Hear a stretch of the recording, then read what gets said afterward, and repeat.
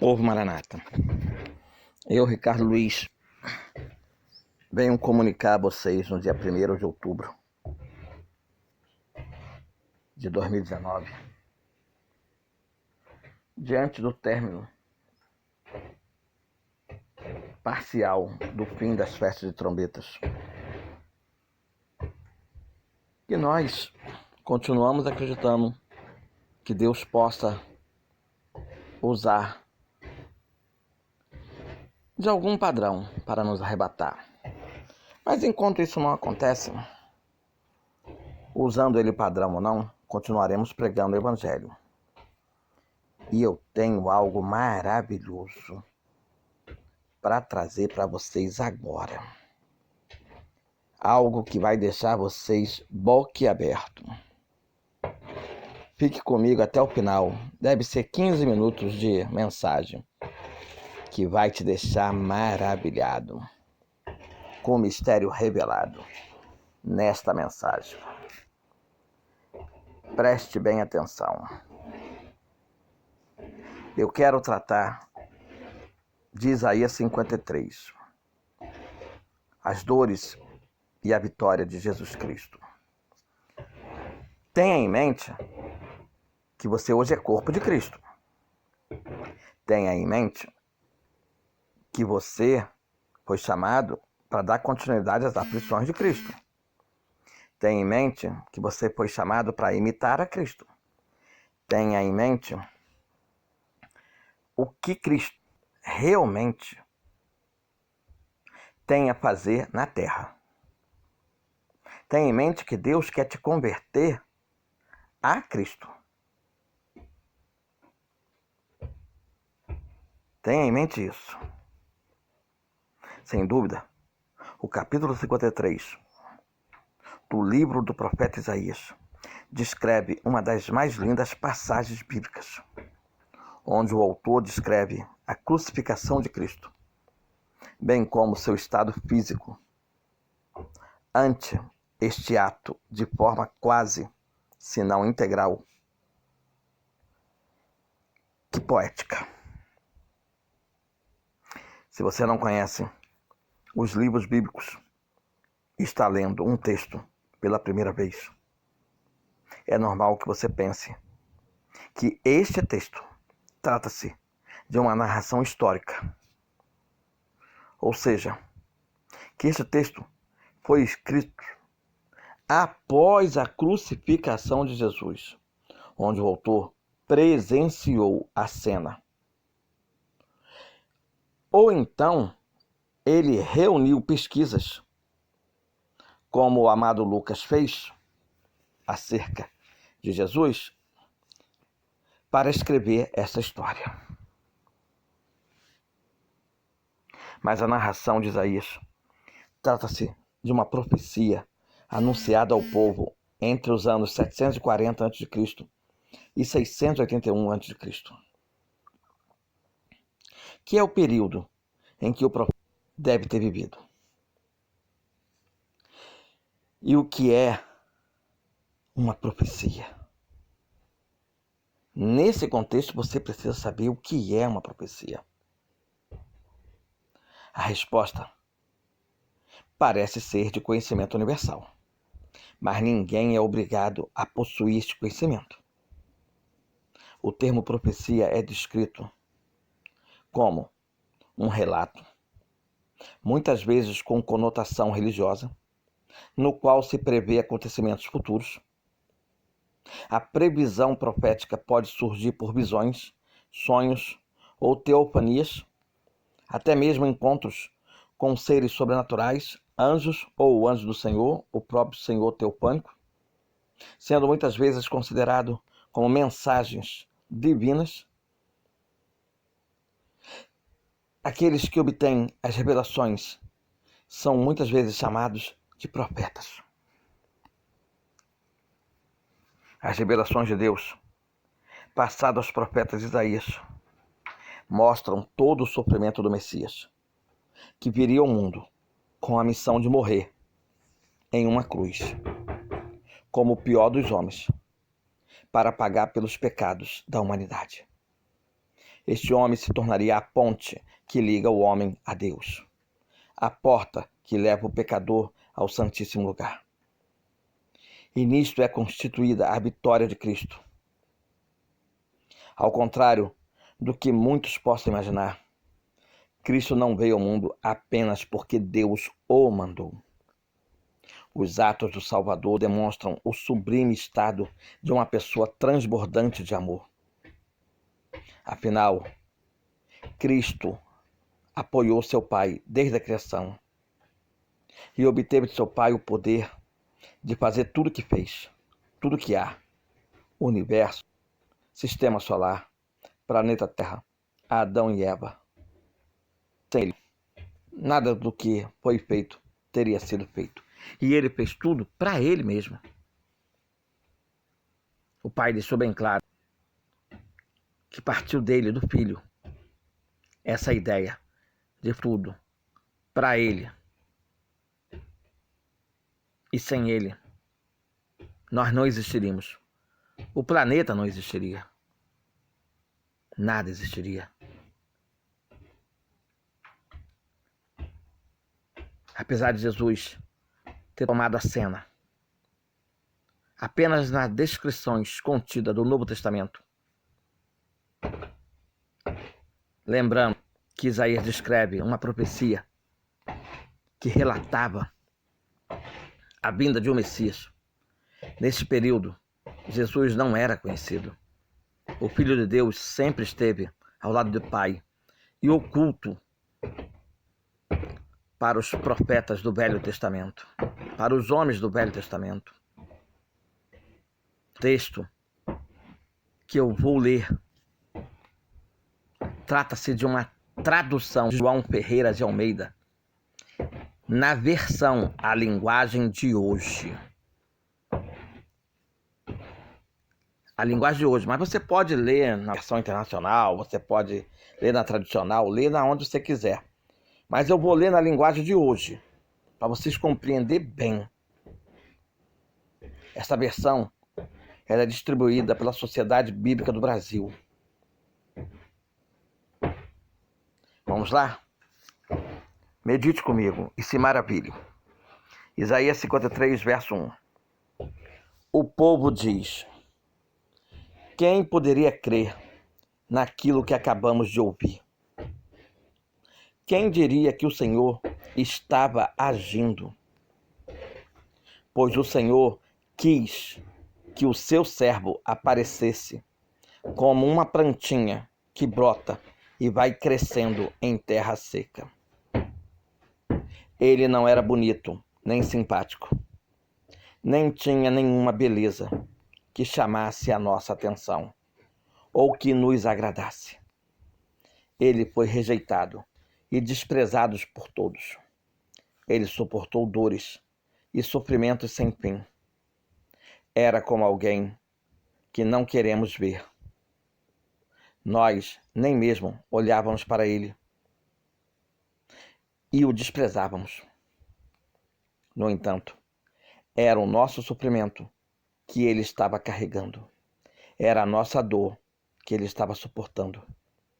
E nós pensávamos que era por causa das suas próprias culpas que Deus o estava castigando, que Deus o estava maltratando e ferindo. Porém, ele estava sofrendo por causa dos nossos pecados. Estava sendo castigado por causa das nossas maldades. Nós somos curados pelo castigo que ele sofreu. Somos sarados pelos ferimentos que ele recebeu. Todos nós éramos como ovelhas que se haviam perdido. Cada um de nós seguia o seu próprio caminho. Mas o Senhor castigou o seu servo. Fez com que ele sofresse o castigo que nós merecíamos. Ele foi maltratado, mas aguentou tudo humildemente e não disse uma só palavra. Ficou calado, como um cordeiro que vai ser morto, como uma ovelha quando cortam a sua lã. Foi preso, condenado e levado para ser morto, e ninguém se importou com o que ia acontecer com ele. Ele foi expulso do mundo dos vivos Foi morto por causa dos pecados do nosso povo. Foi sepultado ao lado dos criminosos. Foi enterrado com os ricos, embora nunca tivesse cometido crime nenhum, nem tivesse dito uma só mentira. O Senhor Deus diz: eu quis maltratá-lo, quis fazê-lo sofrer. Ele ofereceu a sua vida como sacrifício para tirar pecados, e por isso terá uma vida longa, e verás os seus descendentes. Ele fará com que o meu plano dê certo. Depois de tanto sofrimento, ele será feliz por causa da sua dedicação. Ele ficará completamente satisfeito. O meu servo não tem pecado, mas ele sofrerá o castigo que muitos merecem, e assim os pecados deles serão perdoados. Por isso, eu lhe darei um lugar de honra. Ele receberá a sua junto com os grandes e os poderosos, pois ele deu a sua própria vida e foi tratado como se fosse um criminoso. Ele levou a culpa dos pecados de muito e orou pedindo que eles fossem perdoados. Quem deu crédito à nossa pregação? E a quem se manifestou o braço do Senhor?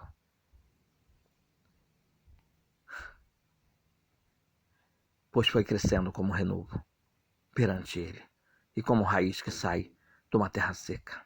Não tinha formosura nem beleza, e quando olhávamos para ele, nenhuma beleza víamos para que o desejássemos. Aqui eu começaria a nova versão internacional, mas eu quero me ater nessa versão que vos falei,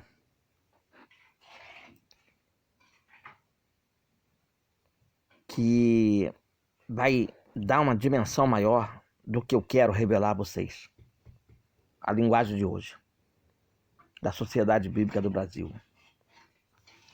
Vamos lá? Eu vou te revelar coisas profundas. Hoje você é Cristo na Terra. Tenha em mente isso. Se você é Cristo na Terra e foi chamado para dar continuidade às aflições de Cristo, agora se ponha no lugar dessa profecia. Nos dias de hoje. Vamos lá? O povo diz, o povo desse mundo diz: quem poderia crer naquilo que acabamos de ouvir desses maranatas, desses ungidos, desses cristos maranatas, que está pregando sobre redenção? Quem poderia crer nisso que acabamos de ouvir deles? Quem diria que o Senhor estava agindo por meio deles? Quem pode dizer que o Senhor está agindo por meio dos maranatas? Porém, aprove o Senhor que os seus servos maranatas aparecesse como uma plantinha que brota e vai crescendo em terra seca. Esse povo é seco. Seco de amor, seco de entendimento, seco de tudo.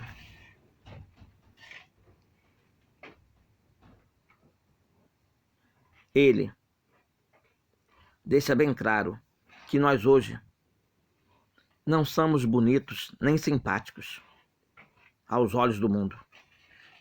Nem temos beleza nenhuma que chame a atenção deles para que se agrade de nós. Pois importa para nós, maranatas, que Jesus apareça e nós diminuamos. Nós não estamos se produzindo para querer likes, curtidas, comentários de como estamos lindos, como estamos formosos, como estamos sensuais, como estamos bonitos. Não. Nós, maranatas, temos sido rejeitados e desprezados por todos. E temos suportado dores e sofrimentos sem fim. Nós somos como alguém cuja qual as pessoas não querem ver.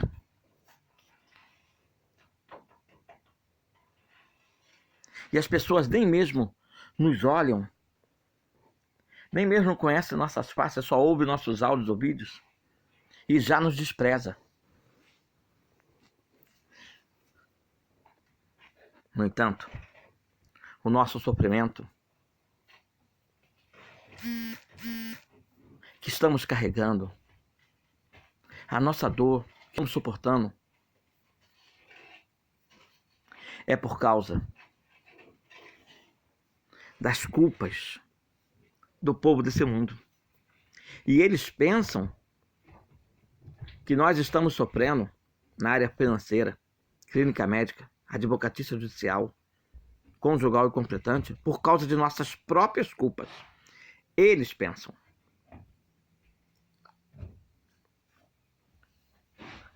Eles pensam que Deus está nos maltratando e nos ferindo, nos castigando por causa de nossas próprias culpas.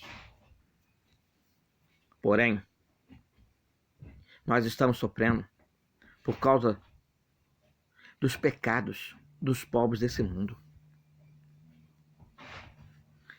Nós estamos sendo castigados por causa das maldades do povo desse mundo.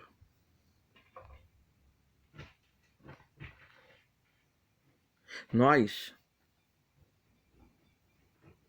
estamos trazendo para esse povo a cura pelo castigo que nós estamos sofrendo. Nós estamos sarando a terra ferida pelos ferimentos que estamos recebendo.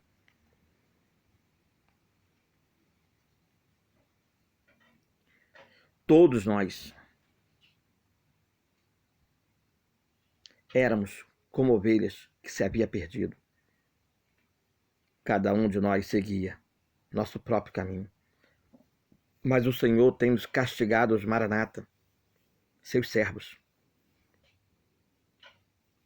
fazendo com que venhamos a sofrer com as provações em cada área de nossa vida, por castigos que nós não merecemos. Que quem merece é o povo que está no mundo, sem Deus. Esse castigo que nós estamos sofrendo não é por merecimento.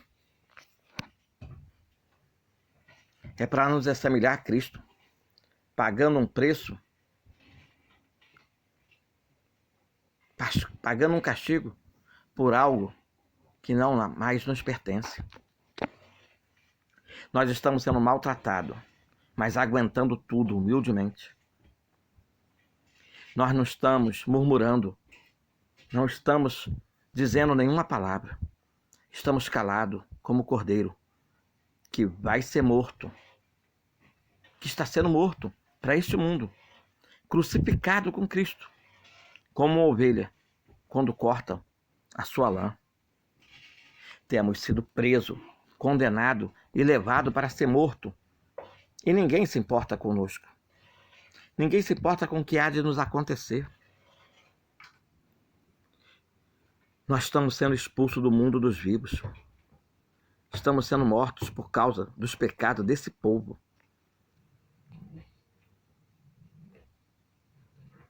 Estamos sendo sepultados junto aos criminosos. Estamos sendo enterrados junto aos ricos. E embora nós não tivéssemos cometido crime nenhum para esse castigo, embora nós não tivéssemos dito nenhuma mentira acerca da vinda do Senhor Jesus, eles têm nos colocado junto aos criminosos.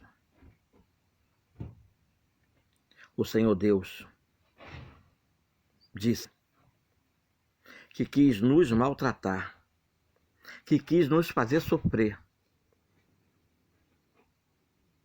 porque nós temos oferecido a nossa própria vida como sacrifício vivo para tirar os pecados do povo deste mundo, por meio da nossa pregação, por meio do nosso evangelho, por meio da nossa oração, por meio do nosso jejum, por meio do nosso sacrifício vivo.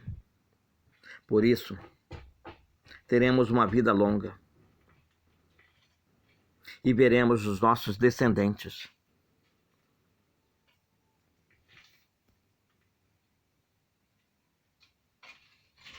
e nós faremos com que o plano de Deus dê certo. Depois de tanto sofrimento, nós seremos felizes por causa de nossa dedicação. Nós ficaremos completamente satisfeitos. Nós, maranatas, como servo de Deus, estamos justificados, sem pecado. Mas nós sofreremos o castigo que muitos merecem. E assim os pecados deles serão perdoados. Por isso, Deus nos dará um lugar de honra, nos receberá e nos dará recompensa, galardões, junto com os grandes e os poderosos que se salvaram nessa qualidade. Pois nós temos a nossa própria vida e fomos tratados como um criminoso, como um rebelde, como um falso profeta. Nós estamos levando a culpa dos pecados de muitos, mas estamos orando, pedindo que eles sejam perdoados. Nós somos pequenos Cristo na terra, dando continuidade, como corpo de Cristo, à profecia de Isaías 53. Você passou a se sentir mais importante agora? Ó ungido do Senhor, ó Cristo do Senhor, ó corpo do Cristo do Senhor, ó homem de Deus que foi chamado para dar continuidade às aflições de Cristo, que foi chamado para imitar Cristo, que foi chamado para ser pequeno Cristo na terra, que foi chamado para acabar de cumprir a profecia de Isaías 53, que é plano de Deus até o arrebatamento da igreja. Espero que você tenha me compreendido. Ricardo Luiz.